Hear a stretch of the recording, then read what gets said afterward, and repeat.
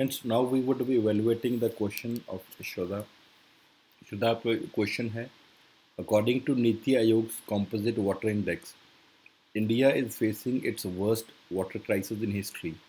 In the context of the above statement, critically comment upon the need of interlinking of the rivers.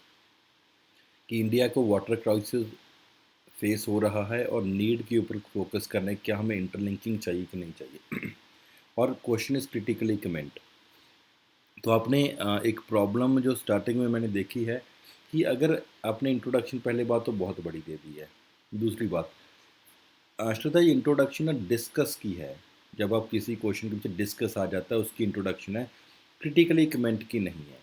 Discuss का मतलब होता है कि for example आप किसी को भी हिस्टोरिकल बैकग्राउंड से लिख सकते हो, किसने क्या पुट फॉरवर्ड किया था एक्सेट्रा। लेकिन जब क्रिटिकली कमेंट आ जाता है तो कोशिश करिए कि किसी रिपोर्ट के साथ आप स्टार्ट करिए।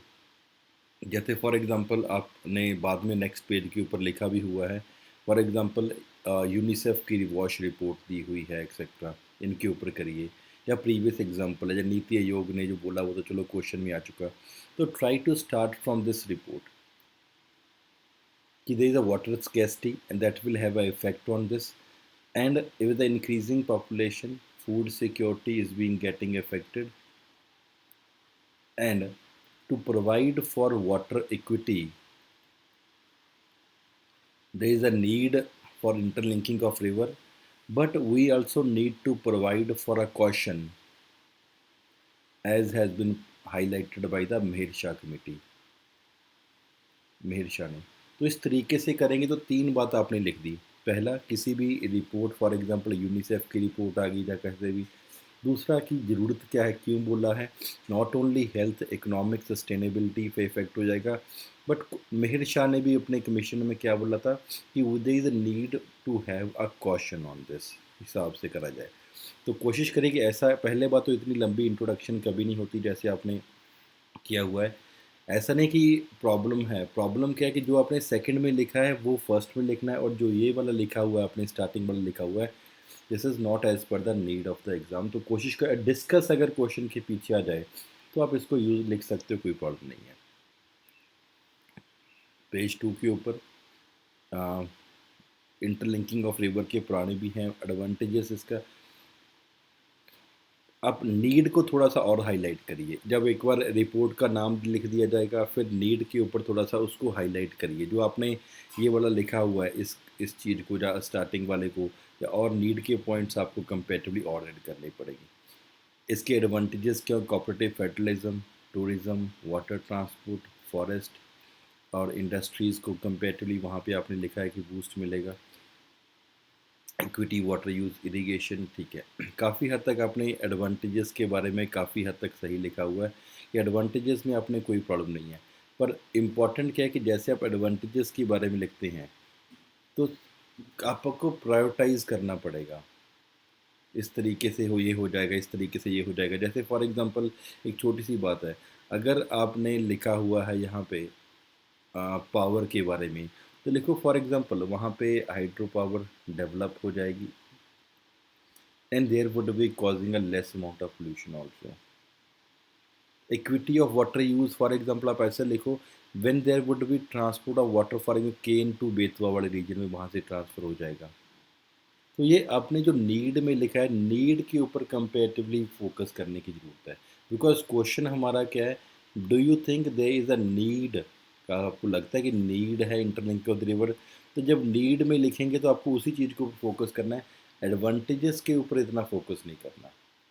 तो अपने पॉइंट से लिखे हैं, लेकिन आपका फोकस क्वेश्चन से थोड़ा सा लॉस्ट हो चुका है। But with a question, advantages के ऊपर इतना फोकस नहीं करना, थोड़ा सा क्वेश्चन के ऊपर। मेहर शाह ने बोला ठीक है, एक्सपेंसिव है, ठीक है, डिफॉरेस्टेशन हो सकता है। जब ऐसी चीज़ लिखे, डिफॉरेस्टेशन, क्लाइमेट चेंज, वहाँ पे आप एग्जांपल दीजिए। जैसे for example Panna tiger reserve है, उसको इफेक्ट हो रहा है फॉर एग्जांपल केन बेतवा से। सोशली डिस्टर्प्टिव भी हो जाएगा definitely. Water comes, water conflict भी हो जाएगा। नॉट टू दिस, आपको जब लिख रहे हैं तो आपको साथ में लिखना है climate change, the way we are dealing with the climate change, हमारी capacity to deal with the climate change will be reduce to great extent. Challenges में आप लिखना पड़ेगा आपको। नॉट ओनली दिस, बहुत सारे और भी मल्टीपल एसोसिएटेड प्रॉब्लम्स भी हो जाएगी, आपके इकोसिस्टम को भी इफेक्ट किया जा सकता है। और जब मानसून पैटर्न आपने लिखा है, मिहिर शाह ने बोला है विल इफेक्ट द मानसून, थोड़ा सा बताइए सेलेनिटी के बारे में, बिकॉज क्वेश्चन का फोकस इस पे है काफ़ी ज़्यादा हद तक, वहाँ पे फोकस करेंगे सेलेनिटी के बारे में तो आपको अलग से पॉइंट वहाँ पे multiple things are will be coming out. Government should understand it is not only proposing the method but developing so many social economic issues and alternative। ठीक है, लेकिन इसको थोड़ा सा बेटर किया जा सकता है। बेटर कैसे? फॉर एग्जांपल, एक तो दो तीन चीज़ का मिक्स हो जाता है कंक्लूजन में, खास करके ऐसा लिखिए। मिक्स कैसे? फॉर एग्जांपल, एक तो न्यू टेक्नोलॉजीज़ को आप लेके चलना पड़ेगा, ट्रेडिशनल मेथड्स ऑल्सो, जैसे कुंज हो गए फॉर एग्जांपल, कुछ एक्सेट्रा वहाँ पे मिक्स करना पड़ेगा। एंड अ प्रॉपर सर्वे भी कहाँ पे पॉसिबल है। For example ecological survey, for example hydrological survey, metrological survey etcetera. तो ऐसे with proper caution we should be moving towards water equity, इस तरीके से आप लिखो। तो क्वेश्चन में काफ़ी पॉइंट्स आपको और ऐड करने की ज़रूरत है, जैसे जैसे आपको बताया है, बिकॉज पहला पैरा आप ऐसे लगा लीजिए टोटली इतने काम का नहीं है, ये भी थोड़ा काम है, लेकिन जो फोकस करना था नीड के ऊपर फोकस करना था, एडवांटेजेस के ऊपर इतना फोकस नहीं करना है। नीड के ऊपर आपको 6-7 पॉइंट लिखने पड़ेंगे, नीड के कंटेक्स्ट में ही आपको उसको हाईलाइट करना पड़ेगा किस किस तरीके से है। यहाँ पे नीड के for example there is a problem that is there, water scarcity के ऊपर फोकस करो,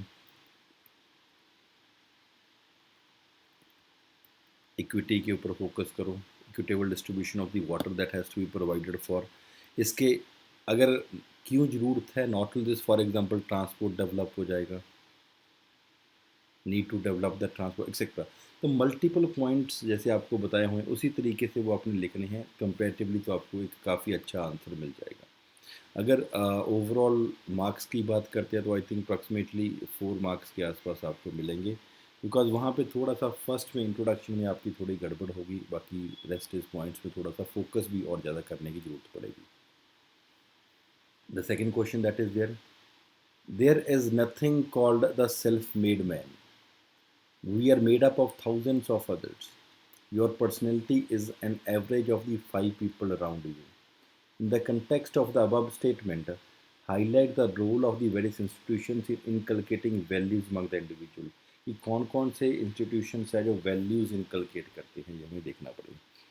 a man's feature is the outcome of is family, features नहीं होता, मैंस करेक्टर लिख लो अच्छा, मैंस एथिक्स लिख लो अच्छा, फीचर्स नहीं होता। तो आपको वहाँ पे, क्योंकि एथिक्स है यहाँ पे, वर्ड्स का आपको ध्यान काफ़ी अच्छे तरीके से रखना पड़ेगा। मैन एथिक्स के बारे में आपको वहाँ पे एथिक्स का पेपर है तो उसी चीज़ को हाईलाइट करना पड़ेगा। Multiple factors that are there, society है, फैमिली है, friends etcetera, wherever person goes intend to get some inculcation that a person gets is not limited to positive qualities in fact. ठीक है, ठीक है। तो यहाँ पे एक दो चीज़ है, we have to write it to the point and specific. जब आपने लिख लिया कि outcome of his family etcetera, तो अब फिर ये लिखने की ज़रूरत नहीं है कि फॉर एग्जांपल आप जहाँ पे जाते हो वहाँ पे आपको कुछ ना कुछ ज्ञान मिलता है। Man's character is an inclusive of the environment that in which he और she is living, because he himself is being influenced by it and also try to influence others also in the environment also।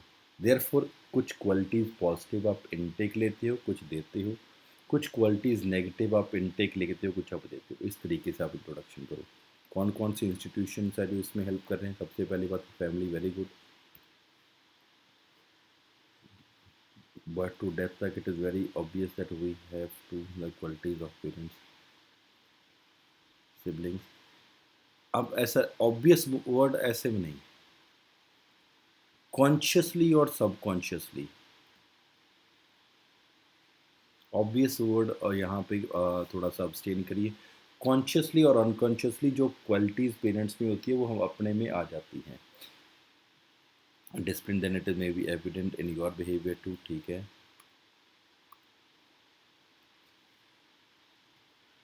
Friends and relatives से भी आप सीखते हो. After family it is the friends और the relatives that is there. वहाँ से आप सीखते हो. नहीं, फ्रेंड्स एंड रिलेटिव से what do you learn from them. Friends से sharing, compromise, acceptability of the diverse view etcetera, वो आप फ्रेंड से सीखते हो. Education institutions, values, school is your temple, teacher is your god. अब लिखो आफ्टर फैमिली. फैमिली तो हो जाएगा आपका इनफॉर्मल तरीके से आप में वैल्यूज़ डेवलप करना. अगर एजुकेशन इंस्टीट्यूशन की बात is the first formal training for the development of the values that are taking place in what is called as a child. तो वहाँ पे आप अलग अलग तरीके से जो वैल्यूज़ अपने स्कूल में सीखते हैं. Diversity in the views, learning new things, always being for example in the learning mood, respecting others and other thing, वो आपको वहाँ पे सीखना पड़ेगा. How to be adjusting, how to be sharing, वो आपको वहाँ से स्कूल में सीखना पड़ेगा. The values of dos and don'ts in society, in culture, the information knowledge about the great personalities that the country or the world has produced, उन सब के बारे में किया जाएगा. द सोशल कल्चरल इंस्टीट्यूशन से भी आप सीखते हैं विच लेवर culture which they follow shape your. ठीक है. और जब एजुकेशन इंस्टीट्यूशंस में करोगे अलग अलग एजुकेशन है. फॉर एग्जांपल बिजनेस स्कूल हो सकता है, फॉर एग्जांपल मदरसा हो सकता है, या फॉर एग्जांपल आपका कुछ भी एक सोशल इंस्टीट्यूशन हो सकता है. तो अलग अलग तरीके से आपके व्यूज़ को इन्फ्लुएंस करते हैं. Social institution the culture teachers you to respect others, compassionate. ठीक है. Praying, food etcetera. ठीक है, अच्छा पॉइंट है ये. A nation also teaches you its citizenship, where is keeping arms without lessons with legal in America. ठीक है. जब नेशन के बारे में बात करते हैं तो वहाँ पे आप करो जो इंडिया का बेसिकली सॉफ्ट पावर को फोकस करो. सॉफ्टली तरीके से कहने, सॉफ्ट पावर का मतलब influencing others with values. Values for example democracy. Values मतलब डाइवर्स रिलीजन्स. नेशन मतलब रिस्पेक्टिंग द नेचर एक्सेट्रा, ऐसे लिखना पड़ेगा. Even if we deny this fact, we are the product in society in which we live. Nobody is self-made and everybody is. ठीक है. If we deny this fact, ऐसे नहीं, this is very informal language, ऐसे शब्दों को use करना है, negative नहीं लिखना. Therefore it comes clear that and the institution and his values are basic this, for example, the individual and his values are very much shaped by the surrounding and also gets influenced by the surrounding, और surrounding को भी influence करता है. And therefore learning various positive and negative qualities in them, an attempt should be made to move towards more of the positive qualities. इस तरीके से आप लिखोगे श्रद्धा तो आपको काफ़ी अच्छे मार्क्स मिलेंगे. सेकंड क्वेश्चन ओवरऑल आपने अच्छा अटेम्प्ट किया है. Approximately 7 marks you would be definitely getting in this. Thank you very much.